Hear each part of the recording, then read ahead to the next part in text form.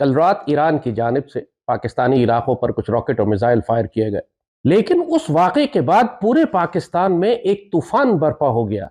Iran आया, आकर के मार के चला गया। हमारी बंदूकें किधर थी? पाकिस्तान ऑर्डिनेंस फैक्ट्री, वहां में क्या बांसुरियां आजकल बन रही हैं? जो मुलाकात हुई भारतीय वजीर खारजा की ईरानी वजीर खारजा से, तो कहीं इसका नतीजा उसका शाखसाना तो नहीं है, क्योंकि इंतखाबात सर पर हैं भारत में। और आपको पता है कि भारत इलेक्शन कैंपेन में, भारतीय जो सियासतदान है उनका जो सबसे ज़्यादा मंजन बिकता है अपनी इलेक्शन कैंपेन में, वो यही बिकता है कि जितना वो पाकिस्तान मुखालिफ बयानात देते हैं उतना वो उनका वोट बैंक ज़्यादा मजबूत हो।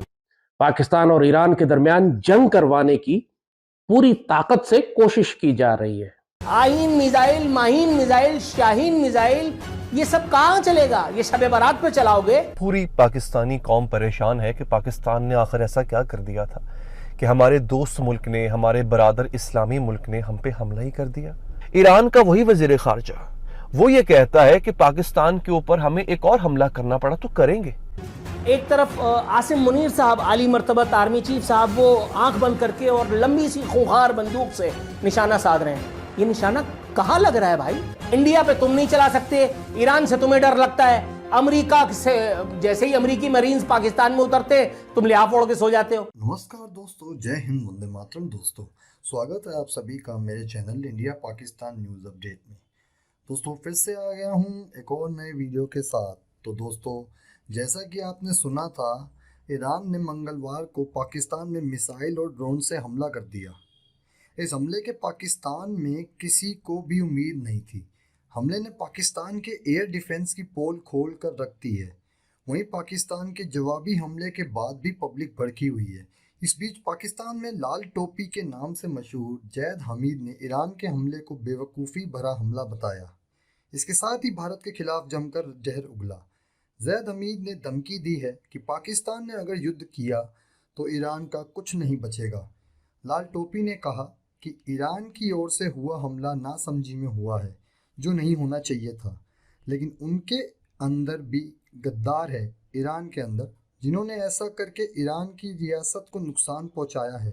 ईरान अब इस हमले को डिफेंड कर रहा है कि उसने जैश अल अदल पर हमला किया, लेकिन उसे ऐसा करने का अधिकार नहीं है। अगर उसे कोई दिक्कत है तो वह पाकिस्तान से कहे और पाकिस्तान की सेना अपने इलाके में ऑपरेशन करेगी। जैद हमीद ने आगे कहा, आपको ईरान को भी दिक्कत होगी अगर हम उनके इलाके में घुसकर मारेंगे, क्योंकि बलूचिस्तान लिबरेशन आर्मी और इंडियन भी तो ईरान में है। हम चाबहार को उड़ा देते हैं, क्योंकि इंडिया ने बंदरगाह बनाने के नाम पर पूरा जासूसी हेडक्वार्टर चाबहार में बना दिया। ईरान की ओर से लगातार दिक्कतें पाकिस्तान के लिए होती हैं, लेकिन हमने कभी भी उसे दुश्मन नहीं समझा। हमने कभी भी ईरान से कोई शिकायत नहीं की। इसी के साथ दोस्तों, वीडियो को आगे देखते हैं, क्या रिएक्शन होता है इसके ऊपर पाकिस्तानी मीडिया का। अगर आपको वीडियो अच्छा लगा हो तो वीडियो को लाइक कर दीजिएगा। दोस्तों, चैनल पर नए हैं तो चैनल को सब्सक्राइब कर दीजिएगा, बेल आइकन प्रेस कर लीजिएगा ताकि आपको फ्रेश अपडेट्स मिलते रहें। दोस्तों, अगर आप लोगों को मुझे इस वीडियो को लेकर कोई भी राय देनी हो तो आप मुझे नीचे ज़रूर कमेंट सेक्शन में बताइए। दोस्तों, जय हिंद, वंदे मातरम। दोस्तों, मिलता हूँ बहुत जल्द एक नए वीडियो के साथ। धन्यवाद। ईरान ने पाकिस्तान की सरहदी हदूद की खिलाफ वर्जी करते हुए 70 किलोमीटर अंदर घुसकर जो हमला किया है, बेसिकली एक नहीं दो हमले किए। इन दो हमलों में उसने जैशुल अदल नाम की एक तंजीम जो उन्हें मतलूब है उसका हवाला देते हुए कहा कि वो उसने उनके खिलाफ कार्रवाई की है। पॉइंट ये नहीं कि उसने किन के खिलाफ कार्रवाई की है, पॉइंट ये है कि उसने पाकिस्तानी सरहदी हदूद की खिलाफ वर्जी की। पॉइंट ये है कि उसकी इतनी जुर्रत कैसे हुई कि वो पाकिस्तान की सरहदी हदूद की खिलाफ वर्जी करे। उसकी इतनी जुर्रत कैसे हुई कि वो पाकिस्तान के हदूद की खिलाफ वर्जी करते हुए, पाकिस्तान की आर्मी होते हुए, पाकिस्तान की हुकूमत होते हुए, पाकिस्तान के अंदर एक पूरा सिस्टम और निज़ाम होते हुए हमला कर दे। अभी पाकिस्तान ने ईरान के सफ़ीर को दफ़ा दूर कर दी। उसने कहा गेट आउट, खबरदार जो पाकिस्तान आए, और पाकिस्तान के सफ़ीर को उन्होंने ईरान के अंदर जो मौजूद था वापस बुला ली है। लेकिन चाइना की जानिब से गो के कहा गया कि जनाब दोनों मुल्क ठंडे रहें, ठंडे रहें, ठंडे रहें। ओ भाई, अब तो गर्म होने का टाइम है। ये अल्लाह की तरफ से हमारे पे एक अज़ाब ही है। मुस्लिम उम्मत पर गो के उसके अंदर बहुत सारे मसाइल हैं, लेकिन उम्मत मुस्लिमा के नाम पर अगर कोई फ्रॉडलेंट मुल्क है तो वो ये मुल्क है, फसादी मुल्क है तो ये मुल्क है। और उम्मत मुस्लिमा के पीठ पे खंजर घोंपने की अगर कोई तारीख रखता है तो वो ये ईरान है। हमारे बदतरीन दुश्मन दो हैं सिर्फ, एक भारत है और दूसरा इसराइल है, जो डिक्लेयर्ड एनिमीज हैं हमारे, जिन्होंने हमारे साथ हमेशा जंग की है, पाकिस्तान को तबाह करने की कोशिश की है, हमें नुकसान पहुंचाया है और पाकिस्तान हर वक्त इनके साथ हालत जंग में है। पिछले 75 साल से भारत के साथ तो हम खौफनाक जंगें लड़ चुके हैं और कोई दिन कोई वक्त ऐसा नहीं है कि जब हालत जंग में ना हो हम भारत के साथ। हमारा 1 लाख से जायद पाकिस्तानी सिर्फ भारत ने पिछले 15-20 साल में शहीद करवाए हैं दहशतगर्दों के जरिए। पाकिस्तान का बाजू तोड़कर अलग किया है मशरकी पाकिस्तान में। और दूसरी जानिब इसराइल है, उसने भी हमेशा भारत की मदद की है, मशरकी पाकिस्तान में भी मदद की थी, कारगिल में भी की और उसके बाद भी हमेशा से ये इसराइली डॉक्ट्राइन है कि किसी सूरत में पाकिस्तान को इतना मजबूत नहीं होने देना कि वो इसराइल के लिए खतरा बन सके, खासतौर पर जब हम एक एटमी ताकत भी हैं।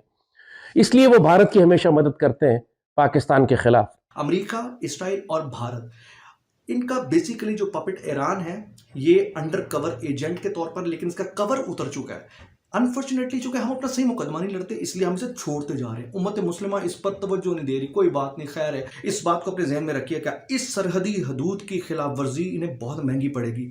उन्होंने कहा जी हमने हेडक्वार्टर पर हमला किया। और भाई हेडक्वार्टर ये होता है जहां आप 2 बच्चे और घर और मस्जिद को तबाह कर दे। ये होता है दहशतगर्दों के हेडक्वार्टर। किसको बेवकूफ बना रहे हो, किसको तुम उल्लू बनाकर अपना मंजन बेच रहे हो। यहां ये मंजन नहीं बिकना। ये ईरान जो समझ रहा है ना अपने आप को फन्ने खां, इस बात को जहन में रखें। पाकिस्तान ना तो इराक है, पाकिस्तान ना तो यमन है, पाकिस्तान ना तो सीरिया है, पाकिस्तान ना तो इस तरह का कोई दूसरा मुल्क है जहां बैठकर वो अपनी इस तरह की 2 नंबरियां और कर सकेगा। हाँ, अब सुनिए जनाब, ये बेसिकली जो पूरी कहानी है, इस कहानी के पीछे भारत है। ये टेस्टर है भाई। इस टेस्टर के जरिए पाकिस्तान को जिस तरह आजमाने की कोशिश की तो वो भूल रहा है कि ईरान ने ये जो जुर्रत की है वो तो भारत नहीं कर सका। मतलब आप देखिए, तसव्वुर अंदाजा लगाइए कि आज तक भारत पाकिस्तान पर जब जब इस तरह की कोई अटैक करता है तो उसने कभी ओपनली इस बात को तस्लीम नहीं किया, लेकिन ईरान ने पाकिस्तान पर हमला करके उसे ना सिर्फ तस्लीम किया बल्कि उसके बाद दूसरा हमला कर दिया। और आप अंदाजा लगाइए कि जो जुर्रत भारत ने नहीं की, अगर ईरान ने किया तो ईरान ने मौजूदा टाइमिंग में इस जुर्रत के नतीजे में एक टेस्टर फेंका और इस टेस्टर को अगर पाकिस्तान ने हजम कर लिया तो इस बात को ध्यान में रखिए कि फिर दूसरा हमला, दूसरी जो अंगेज वो करेंगे वो भारत के साथ करने की कोशिश करेंगे। और आप इस बात को ध्यान रखिए कि भारत, इसराइल और अमेरिका ये एक ही सिक्के के 2 रुख हैं, इस बात को ध्यान में रखें। और भारत, अमेरिका और इसराइल जो एक ही सिक्के के दूसरे रुख हैं, उस सिक्के के सबसे अहम मोहरे मौजूदा इस खित्ते में ईरान है। पाकिस्तान की सॉवरेनिटी वायलेट हुए हैं, एक मुल्क की तरफ से मिसाइल फायर किए गए हैं, लैंड सॉवरेनिटी वायलेट हुई है, एयर सॉवरेनिटी वायलेट हुई है, ओवरऑल टोटल सॉवरेनिटी का जो कॉन्सेप्ट है उसके अंदर अगर 6 मिसाइल फायर हुए हैं तो 6 मरतबा ये वायलेशन की गई है। इसके ऊपर सिर्फ कंडेमनेशन नहीं बनती, इसके ऊपर एक बराबर का जवाब बनता है और वो जवाब जो है अल्फाज के ज़रिए नहीं होना चाहिए, वो हकीकत में एक्शन के ज़रिए होना चाहिए। और ये कहना कि can have implications, can implications नहीं होंगे, कैन हैव इम्प्लीकेशंस नहीं होंगे, विल हैव इम्प्लीकेशंस होंगे, शैल हैव रिस्पॉन्स होगा। आपको इसके अंदर एम्फेसिस ऐड करना चाहिए था और रिजॉल्व का मुजाहरा करना चाहिए था। और फिर आप ये क्यों बीच में जुमले लिख रहे हैं कि दहशतगर्दी जो है कॉमन थ्रेट है? भाई कौन सी दहशतगर्दी है? अगर उनको कहीं पर नज़र आ रही है दहशतगर्दी तो ऑफिशियल कम्युनिकेशन के दरवाजे खुले हैं, उसको क्यों नहीं उन्होंने इस्तेमाल किया और पाकिस्तान को उन्होंने क्यों इतनी ऑकवर्ड पोजीशन में डाल दिया? तो ये बहुत ही फुसफुसी किस्म की एक प्रेस रिलीज़ है। और इसके बाद अगर कोई सख्त रद्द-ए-अमल पाकिस्तान की तरफ से अमलन आता है तो इस प्रेस रिलीज़ ने उसको भी प्रीएम्प्ट करने की कोशिश की है।